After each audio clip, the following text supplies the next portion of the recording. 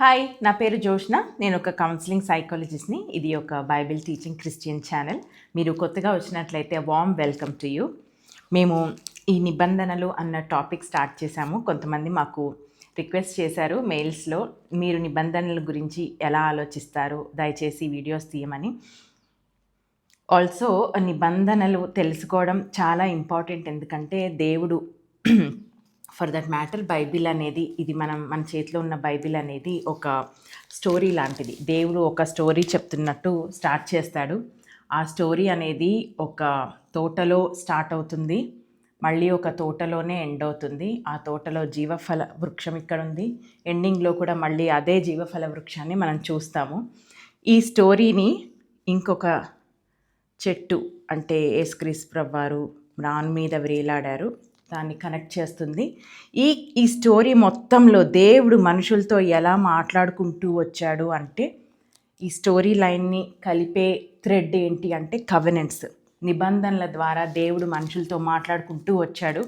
So నిబంధనలు అర్థం చేసుకోవడం ఎందుకు ఇంపార్టెంట్ అంటే, దేవుడు ఏ కాలంలో ఎవరితో ఏ నిబంధన ద్వారా మాట్లాడాడు, ఆయన ఏ నిబంధన ద్వారా కాన్సిక్వెన్స్ అనేది, లేకపోతే బ్లెస్సింగ్ అనేది, కర్సింగ్ అనేది విడుదలయ్యింది అన్న విషయాలు తెలుసుకుంటే, ఈ రోజుల్లో సిలువ తర్వాత బ్రతికి ఉన్న మనతో ఏ నిబంధన ద్వారా దేవుడు వ్యవహరిస్తాడు అని తెలుసుకుని ఉండడం వల్ల మనం చాలా బోల్డ్గా, కాన్ఫిడెంట్గా ఉండగలుగుతాం. నా దేవుడు ఈ టైంలో ఇది చేస్తాడు, ఎందుకు అంటే నేను ఈ నిబంధనలో ఉన్నాను కాబట్టి అని చెప్పగలిగే కాన్ఫిడెన్స్ వస్తుంది.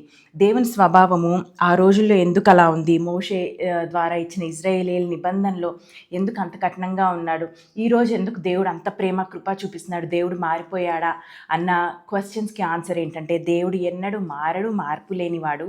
మారినవి నిబంధనలు మారుతూ వచ్చిన కాలాన్ని బట్టి, దేవుని అనాది కాల సంకల్పాన్ని బట్టి, దేవుని జ్ఞానాన్ని బట్టి ఆయన రకరకాల సమయాల్లో రకరకాల మనుషులతో రకరకాల నిబంధనలు చేసుకుంటూ మాట్లాడాడు. ఈ కాంటెక్స్లో ఒక వాక్యం ఏంటంటే ఇక్కడ రాశాను, ఇది ఒక స్క్రీన్ షాట్ తీసుకొని మీరు ఫ్రీ టైంలో ధ్యానించండి. కీర్తనలు 25:14.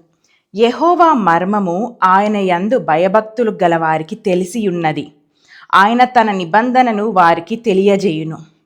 ఇక్కడ యెహోవా మర్మం అంటే సీక్రెట్స్.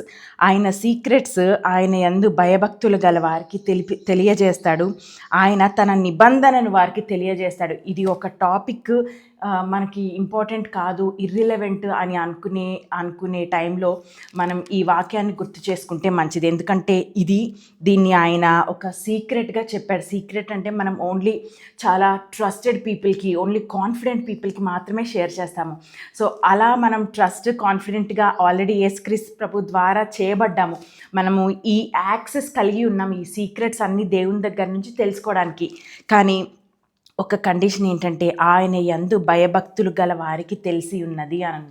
భయభక్తులు అంటే మనం ఈ రోజుల్లో పరిశుద్ధ దేవుడు ఎవరు సమీపించరాని ఆ పరిశుద్ధ మందసంలో ఉన్నాడు, వెళ్తే చచ్చిపోతాము అనే రోజుల్లో మనం లేము. ఎందుకంటే ఆ తెర అనేది చిరిగిపోయింది. కాబట్టి ఇప్పుడు మనం యేసుక్రీస్తు ప్రభువారిని భయభక్తులతో ఎలా సేవిస్తాము అంటే, ఆరాధన ద్వారా మన జీవితాలు ఆయనకి అర్పించడం ద్వారా మన మోటివ్ ఏదైతే ఉందో దాన్ని బట్టి దేవుడు ఆశగల ప్రాణాన్ని తృప్తిపరుస్తాడు అన్నాడు. సో దేవుడు ఎప్పుడైనా మోటివ్ చూస్తాడు. భయము, భక్తి అంటే అదొక గౌరవము, రెస్పెక్ట్తో కూడిన రెవరెన్స్ కలిగి దేవుని దగ్గర ఉంటే ఆయన నిబంధనని ఆయన మనకి తెలియజేస్తాను అన్నాడు. దేవుడు ఏదైనా వాక్యంలో దాచిపెడితే అది మన నుంచి దూరంగా దాచిపెట్టాలని కాదు, కానీ మన కోసం దాచిపెట్టి ఉంచుతాడు. అందుకే సీక్రెట్స్ అనేవి మనల్ని స్నేహితులు అని పిలిచాడు. సో అవి మన కోసమే దీంట్లో పెట్టాడు. కాబట్టి మనం ఈ నిబంధనలు అన్న టాపిక్ తెలుసుకోవడం చాలా ఇంపార్టెంట్. సో బైబిల్ మొత్తంలో, అంటే ఇది మాకు తెలిసిన ఇన్ఫర్మేషన్, మేము ధ్యానించిన దాన్ని బట్టి వచ్చిన ఇన్ఫర్మేషను. సో ఫస్ట్ వచ్చి 7 నిబంధనలు దేవుడు మనుషులతో ఈ స్టోరీ లైన్లో చేసుకుంటూ వచ్చాడు. ఫస్ట్ వచ్చి ఏదెన్ తోటలో సృష్టితో చేసుకున్న నిబంధన. అంటే పాపానికి ముందే దేవుడు సృష్టితో చేసుకున్న నిబంధన. అది ఆదికాండంలో లేదు, కానీ ఇర్మియా గ్రంథంలో రాయబడింది క్లియర్గా. ఇర్మియా 33 33వ అధ్యాయము 20వ వచనం చదువుతాను. యెహోవా ఆజ్ఞించినదేమనగా, దివారాత్రములు వాటి సమయములలో ఉండకపోవునట్లు నేను పగటికి చేసిన నిబంధనను రాత్రికి చేసిన నిబంధనను మీరు భంగము చేయ కలిగిన ఎడల అనుంది. అంటే ఇక్కడ దేవుడు పగటికి నిబంధన చేశాను, నేను రాత్రికి నిబంధన చేశాను అని క్లియర్గా ఉంది. అదే అధ్యాయంలో 25th వర్స్ 25వ వచనంలో యెహోవా ఈ మాట సెలవిచ్చుచున్నాడు, పగటిని గూర్చియు రాత్రిని గూర్చియు నేను చేసిన నిబంధన నిలకడగా ఉండని ఎడల అని. బట్ నా పాయింట్ ఏంటంటే, దేవుడు పగటితోనూ చీకటితోనూ నిబంధనలు చేసుకున్నాడు, సూర్యుడితోనూ చంద్రుడితోనూ నిబంధనలు చేసుకున్నాడు అని క్లియర్గా ఉంది. సో సృష్టి చేసినప్పుడు ఆయన పశువులతో, పక్షులతో, ఈ భూమితో, అందుకనే మనకి సీడ్ ప్రతి చెట్టు దాని కాలమందు అది అట్లా సర్కిల్ లాగా అది సీడ్ టైం హార్వెస్ట్ అనేది కొనసాగుతూనే ఉంటుంది. సో దేవుని నిబంధనలు ఒకవేళ మనం ఇది ధ్యానిస్తూ ఉండగా దేవుని నిబంధనల మీద మనకి ఎప్పుడన్నా డౌట్ వస్తే, మార్నింగ్ వచ్చే సూర్యుడిని చూడండి, రాత్రి వచ్చే చంద్రుడిని చూడండి, దేవుడు వాటితో చేసుకున్న నిబంధనలకు ఎంత నమ్మకంగా ఉన్నాడు. ఏ రోజైనా సూర్యుడు రావడం ఆగిపోయిందా? చంద్రుడు మాయమవ్వడం జరుగుతుందా? సో దేవుడు సృష్టితో చేసుకున్న ఫస్ట్ నిబంధన పాపానికి ముందు ఏదెన్ తోటలో చేశాడు. సో సెకండ్ది వచ్చేసి పాపం తర్వాత ఆ సిచ్యువేషన్ సెట్టింగ్ ఏంటంటే, అక్కడ ఆదాము, అవ్వ, సర్పము, దేవుడు అందరూ కలిసి ఉన్నారు. సో అక్కడ పాపం తర్వాత దేవుడు ఒక వర్స్ నేను చదువుతాను. ఇది అంటే ఆదికాండము 3వ అధ్యాయం మొత్తం చదవండి, లేకపోతే నేను ఒక వర్స్ చదువుతాను. అందుకు నేను 14th వర్స్ చదువుతున్నాను. అందుకు దేవుడైన యెహోవా సర్పంతో, నీవు దీని చేసినందున పశువులన్నిటిలోనూ భూజంతువులన్నిటిలోనూ నీవు శపించబడిన దానవై నీ కడుపుతో ప్రాకుచు నీవు బ్రతుకు దినములన్నీ మన్ను తిందువు. మరియు నీకును స్త్రీకిని నీ సంతానమునకును ఆమె సంతానమునకును వైరము కలుగజేసేదను. అది నిన్ను తల మీద కొట్టును, నీవు దాని మడిమె మీద కొట్టుదు అని చెప్పెను. ఇక్కడ మనకి యేసుక్రీస్తు ప్రభువారిని దేవుడు వాగ్దానం చేస్తున్నాడు. ఈ నిబంధనలో నేను మీ కొరకు ఒక మెస్సయ్యని పంపిస్తాను, ఒక రక్షకుని పంపిస్తాను, స్త్రీ సంతానాన్ని పంపిస్తాను అని మనకి ఏదెన్ తోటలో పాపము జరిగిన వెంటనే ఇది దేవుని రక్షణ ప్రణాళికను అక్కడ ఆయన వ్యక్తపరుస్తున్నాడు. కానీ ఇక్కడ మనం గమనించాల్సింది ఏంటంటే, ఆడవాళ్ళకి సంతానం వాళ్ళు చేసుకోలేరు. ఇక్కడ మనం ఇంగ్లీష్ బైబిల్లో ఎన్కేజీవీలో కేజీవీలో చూసుకుంటే ఉమెన్స్ సీడ్ అని ఉంటుంది. స్త్రీ సంతానము అంటే ఉమెన్స్ సీడ్ అని మెన్షన్ చేసి ఉంటుంది. సీడ్ అంటే విత్తనము, సీడ్ అంటే విత్తనము. ఆడవాళ్ళకి సీడ్స్ ఉండవు, ఆడవాళ్ళకి ఉండేది ఎగ్ అంటే గుడ్లు అంటారు, ఓవరీస్, ఎగ్స్ అంటారు ఆడవాళ్ళకి. సో ఇక్కడ స్త్రీకి సీడ్ ఉంటుంది, ఆ సీడ్ వచ్చి మిమ్మల్ని రక్షిస్తుంది అన్న వాగ్దానం ఇచ్చాడు. కానీ ఆడవాళ్ళకి ఉండేది సీడ్స్ కాదు, ఎగ్స్. సంతానం ఇవ్వాలంటే ఆడవాళ్ళకి ఉండేది ఎగ్స్. కానీ ఇక్కడ చాలా కాంట్రాస్టింగ్గా ఉమెన్స్ సీడ్ అని అంటే స్త్రీ సంతానము అని ఉంది. యేసుక్రీస్తు ప్రభువారిని కన్యక అయిన మరియ గర్భమందు పుట్టారు యేసుక్రీస్తు ప్రభువారు. అది బయోలాజికల్ బర్త్ కాదు, అది సూపర్ న్యాచురల్ బర్త్. దానికి సంబంధించి ఒక వాక్యం ఏంటంటే 1 పేతురు 1:23 చదువుతాను. మీరు క్షయబీజం నుండి కాక శాశ్వతమగు జీవము గల దేవుని వాక్యమూలముగా అక్షయ బీజము నుండి పుట్టింపబడిన వారు. అంటే ఇక్కడ దేవుని వాక్యాన్ని అక్షయ బీజము అంటే ఇన్కరప్టబుల్ సీడ్,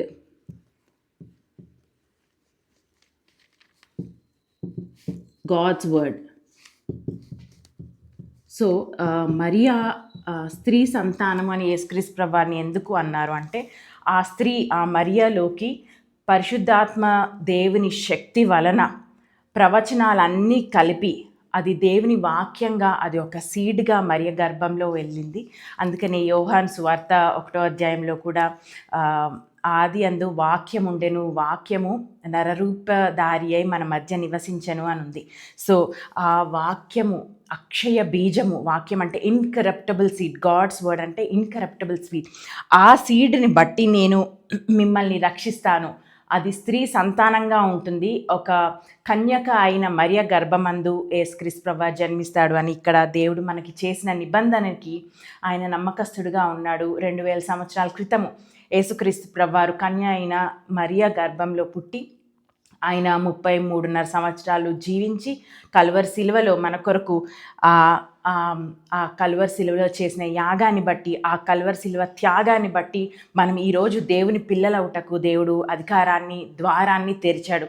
ఎందరైతే యేసుక్రీస్తు ప్రభువారిని నమ్ముకుంటారో వాళ్ళందరినీ దేవుని పిల్లలవ్వడానికి అధికారం చేశాడు. మనం యేసుక్రీస్తు ప్రభువారు నా కొరకు నా పాపాన్ని ఆయన తీసుకొని శిలువలో చనిపోయారు, తిరిగి లేచారు అన్న విశ్వాసం మనం ఆ కల్వరి శిలువ కార్యంలో పెడితే మనం నూతన సృష్టిగా చేయబడతాము, మనం యేసుక్రీస్తు ప్రభువారి పిల్లలం అవుతాము అన్నది 2000 years బ్యాకే ఆ శిల్వ కార్యం అనేది జరిగింది. సో థర్డ్ కవెనెంట్ వచ్చి నోవాహుతో, అంటే జలప్రలయానికి తర్వాత చేసుకున్న నిబంధన. ఆదికాండము 9వ అధ్యాయం 1-17 వరకు చదువుకోవచ్చు. నేను ఆల్రెడీ దీని గురించి కూడా మొన్న ఒక షార్ట్ తీసి పెట్టాను. దేవుడు జలప్రలయాన్ని పంపించినప్పుడు మనం ఏమనుకుంటామంటే ఇది దేవుని ఉగ్రత, కోపం అని. సరే, one of the ways is that, అది చూడడానికి అదొక దృక్పథం. అయితే ఇంకొక దృక్పథం ఏంటంటే మనం ఈ స్టోరీ లైన్ని బట్టి చూడాలి. దేవుడు ఏం చేసినా సరే ఈ స్టోరీలో అది ఎలా ఫిట్ అవుతుంది, ఆయన ఎందుకు అలా బిహేవ్ చేశాడు అన్నది అర్థం చేసుకుంటే ఆ బ్యూటీని, దేవుని ప్రేమని, దేవుని జ్ఞానాన్ని మనం అప్రిషియేట్ చేస్తాము. సో నోవాహుతో చేసుకున్నాడు ఎందుకు అంటే ఆయన అందరి హృదయాల్లో ఆలోచనలు చెడ్డగైనవి అని ఒక వాక్యం ఉంది. నేను చదువుతాను. ఆదికాండము 6వ అధ్యాయము 5వ వచనం. నరుల చెడుతనము భూమి మీద గొప్పదనియు వారి హృదయం యొక్క తలంపులలోని ఊహ అంతయు ఎల్లప్పుడూ కేవలం చెడ్డదనియు యెహోవా చూచి. దేవుడు లాస్ట్ ఫ్యామిలీస్ వరకు కూడా వెయిట్ చేశాడు, వాళ్ళు ఏమైనా నీతిగా జీవిస్తారేమో అని. కానీ ఇక్కడ రాయబడిన వాక్యాన్ని బట్టి నరుల చెడుతనము భూమి మీద గొప్పదనియు వారి హృదయం యొక్క తలంపులే కాదంట, మనం తలంపులలోని ఊహలు కూడా వాళ్ళవి చాలా చెడ్డవైపోయినాయి అని దేవుడు చూశాడు. ఆలోచించండి, ఆయన లాస్ట్ ఫ్యామిలీ నోవాహ్ కుటుంబం ఒక్కటి మిగిలే అంతవరకు చాలా ఓపికగా ఎవరన్నా మిగులుతారేమో అని వెయిట్ చేశాడు. దేవుడికున్న ఒక క్యారెక్టర్ మనం గుర్తుపెట్టుకోవాల్సింది, నేచర్ ఏంటంటే దేవుడు ఎన్నడూ ఎవరిని ఫోర్స్ చేయడు. మీరు నీతిగా ఉండండి అని ఎవరిని ఫోర్స్ చేయడు.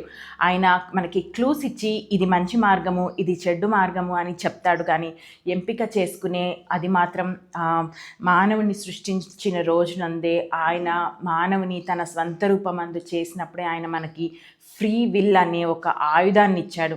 అది ఒక ఆయుధం అని ఎందుకంటానంటే దానివల్ల ఇంత నాశనం జరిగిపోయింది కాబట్టి, దానివల్లే మళ్ళీ ఒబీడియంట్గా ఉండడం వల్ల మనం దేవుని దగ్గరికి వెళ్తాం కాబట్టి ఆ చాయిస్, ఆ ఫ్రీ విల్ అనేది మనం ఎలా యూస్ చేస్తున్నామో దాన్ని బట్టి మన లైఫ్స్ డిపెండ్ అయి ఉంటాయి.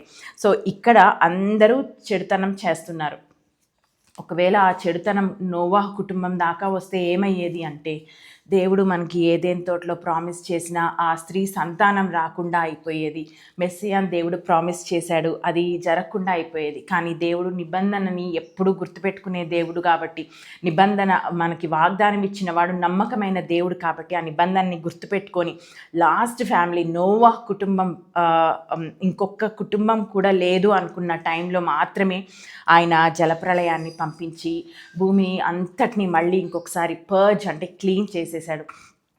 అలా జరిగిన తర్వాత ఇక్కడ ఇంకొక విషయం నోవాహు గురించి ఏం చెప్పచ్చు అంటే, నోవాహు చాలా సంవత్సరాలు ఇది ఇట్లా జలప్రలయం రాబోతుంది అని అందరికీ చెప్పినట్టు వాక్యంలో ఉంది. అయితే ఆ జలప్రలయము అసలు ఆ వర్షము అన్న కాన్సెప్ట్ అంతవరకు లేదు. నోవాహు దినములలో ఎప్పుడు కూడా వర్షం అనేది లేదు. ఎందుకంటే ఇక్కడ మనం ఆదికాండము 2వ అధ్యాయము 6వ వచనం చదువుతున్నాను. అయితే ఆవిరి భూమి నుండి లేచి నేల అంతటినీ తడిపెను. అప్పటి వరకు వర్షం లేదు, కానీ భూమిలో మొక్కలు రావాలంటే కింద భూమి నుంచి మిస్ట్ అంటే ఇట్లా తేమలాగా వచ్చి అది పంటకి సహాయం చేసేది. సో అప్పుడు నోవాహు ఏమీ ప్రీచ్ చేశాడు అంటే ఆయన ఎన్నడూ చూడని దాన్ని నమ్మాడు.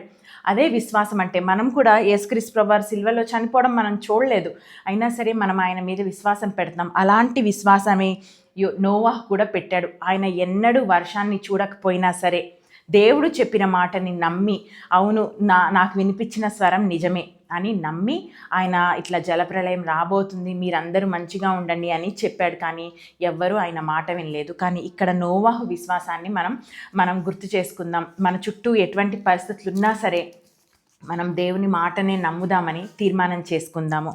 సో అలాంటి టైంలో జలప్రళయం జరిగిపోయిన తర్వాత కూడా దేవుడు మళ్ళీ ఒకసారి సృష్టితో నిబంధన చేసుకున్నాడు. అక్కడున్న పశువులతో, పక్షులతో, నోవా కుటుంబంతో అన్నిటితో నిబంధన చేసుకున్నాడు. అక్కడ ఆ సందర్భాన్ని బట్టి ఆదికాండము 9వ అధ్యాయము 16th verse చదువుతున్నాను. ఆ ధనుస్సు మేఘంలో నుండును, నేను దాన్ని చూచి దేవునికిని భూమి మీదనున్న సమస్త శరీరుల్లో ప్రాణము గల ప్రతి దానికి మధ్యనున్న నిత్య నిబంధనను జ్ఞాపకము చేసి కొందునెను. మనము ఎప్పుడన్నా సరే ఆ రోజుల్లో ఒకవేళ ఈ జలప్రళయం తర్వాత వర్షం అంటే ప్రాక్టికల్గా ఆలోచిద్దాం. ఒకవేళ జలప్రళయం తర్వాత ఎప్పుడు ఉరిమినా, ఎప్పుడు వర్షం పడినా సరే ఆ నోవాహ్ కుటుంబ తర్వాత పుట్టిన తరతరాలు కానీ వాళ్ళు ఎంత భయం గుప్పిట్లో ఉండుండేవాళ్ళో ఆలోచించండి. ఎందుకంటే ప్రతిసారి వర్షం చుక్క పడగానే అమ్మో ఇంకొక జలప్రళయం వస్తుందా, మనకి ఇప్పుడు బోట్ లేదు కదా అన్న భయము చాలా చాలా సహజంగా వస్తుంది. కాబట్టి దేవుడు తన నిబంధనని ఆకాశంలో ఆ ధనస్సు కింద, రెయిన్బో కింద ఆయన దాన్ని స్థాపించాడు. సో దేవుడు మళ్ళీ ఇంకొకసారి ఈ భూమిని నేను జలప్రళయంతో నాశనం చేయను అని ఆయన నిబంధన ఇచ్చాడు. 4వ నిబంధన అబ్రాహాంతో ఆదికాండము 12వ అధ్యాయము మొత్తం చదువుకుంటే మనకు తెలిసిద్ది. సో నేను కొన్ని వర్సెస్ చదువుతాను. యెహోవా, నీవు లేచి నీ దేశం నుండి, నీ బంధువుల యొద్ద నుండి, నీ తండ్రి ఇంటి నుండి బయలుదేరి నేను నీకు చూపించు దేశం నాకు వెళ్ళుము. నిన్ను గొప్ప జనముగా చేసి నిన్ను ఆశీర్వదించి నీ నామమును గొప్ప చేయుదును. నీవు ఆశీర్వాదముగా నుందువు. నిన్ను ఆశీర్వదించు వారిని ఆశీర్వదించెదను, నిన్ను దూషించు వారిని శపించెదను. భూమి యొక్క సమస్త వంశములు నీ యందు ఆశీర్వదించబడునని అబ్రాముతో అనగా. ఇక్కడ దేవుడు ఈ స్టోరీ లైన్ని ఎలా అల్లుతున్నాడు ఇంత బ్యూటిఫుల్గా చూద్దాము. ఇక్కడ ఫాల్ అయిపోయింది, తర్వాత ఆదాం తర్వాత నోవాహ్ అయ్యాడు. నోవాహ్ తర్వాత అబ్రాము అన్న మనిషిని దేవుడు పిలిచాడు. దేవుడు పిలిచి అబ్రామ్తో నిబంధన చేసుకున్నాడు. అబ్రామ్తో నిబంధన చేసుకొని తన పేరుని అబ్రహాంగా మార్చాడు. నేను నిన్ను గొప్ప జనాంగంగా చేస్తాను అని వాగ్దానం ఇస్తూనే ఒక వర్స్ ఉంది. ఏంటి అంటే, నిన్ను భూమి యొక్క సమస్త వంశములు నీ యందు ఆశీర్వదించబడునని అబ్రాముతో అనగా, భూమి యొక్క సమస్త వంశములలో మీరు నేను కూడా ఏకమై ఉన్నాము. అబ్రాముకి ఇచ్చిన నిబంధనలోనే ఈ లోకమందంతటా సువార్త ప్రకటించబడుతుంది అని దేవుడు ప్రవచనంగా సూచించాడు. సో మనమందరము విశ్వాసులము, అబ్రహాం పిల్లలము అని చెప్పుకుంటాం కదా. సో ఇది అక్కడే స్టార్ట్ అయింది. సో మనం కూడా ఆ సమస్త వంశముల అబ్రహాము ద్వారా ఆశీర్వదించబడ్డాము. సో అబ్రహాము లైఫ్లో నేను చెప్పాలనుకున్న 2 పాయింట్స్ ఏంటంటే, అబ్రహాం కూడా మనిషే, మనలాగా హ్యూమన్ ఎబిలిటీస్, కేపబిలిటీస్ కలిగి ఉన్న మనిషి. మనుషులందరము పడిపోతూ ఉంటాము. అలాగే అబ్రాహాం కూడా 2 విషయాల్లో పడిపోయాడు. ఒకటి, ఫరో దగ్గరికి వెళ్ళినప్పుడు ఐగుప్తు దేశానికి, ఫరోని ఆయన సైన్యాన్ని చూసి భయపడి భార్య అయిన తన సారాను చెల్లి అని చెప్పాడు. సో అది ఒక మిస్టేక్. ఇంకొకటి, హాగర్తో ఇష్మాయేల్ని కన్నాడు. దేవుడు క్లియర్గా సారా వలనైనది నేను నీకు నిబంధన కుమారుడిగా ఇస్తాను అని చెప్పిన దాన్ని కూడా ఆయన హాగర్ని చేసుకొని ఇష్మాయేల్ని కన్నాడు.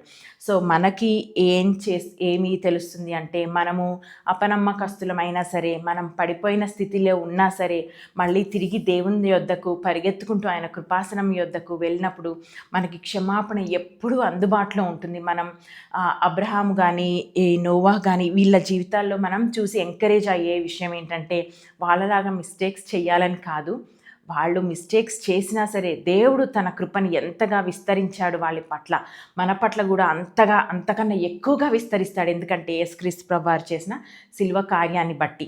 సో ఈ 4 నిబంధనలు నేను ఇది పార్ట్ 1 అని అప్లోడ్ చేస్తాము. మీరు ధ్యానించండి. మీకు ఏమైనా డౌట్స్ వస్తే కామెంట్ సెక్షన్లో పెట్టండి. మేము బైబిల్ జ్ఞానులం కాదు, బట్ మాకు తెలిసిన ఇన్ఫర్మేషన్ని, మాకు దేవుడు ఏ పాయింట్స్ అయితే క్రిటికల్ అని మేము అనుకున్నామో, దేవుని దేవుని స్వభావాన్ని తెలుసుకోవడానికి ప్లస్ ఈ క్రిస్టియన్ లైఫ్ని విక్టోరియస్గా లివ్ చేయడానికి ఎట్లాంటి పాయింట్స్ ఇంపార్టెంటో మేము వాటిని మాత్రమే ప్రజెంట్ చేశాము. ఈ నిబంధనల గురించి చాలా చాలా వాక్యాలు రాయబడి ఉన్నాయి, మీరు వాటిని ధ్యానించవచ్చు. మేము అన్నీ కవర్ చేయలేదు, చాలా హై లెవెల్లో మాత్రమే ప్రజెంట్ చేయడానికి ట్రై చేశాము.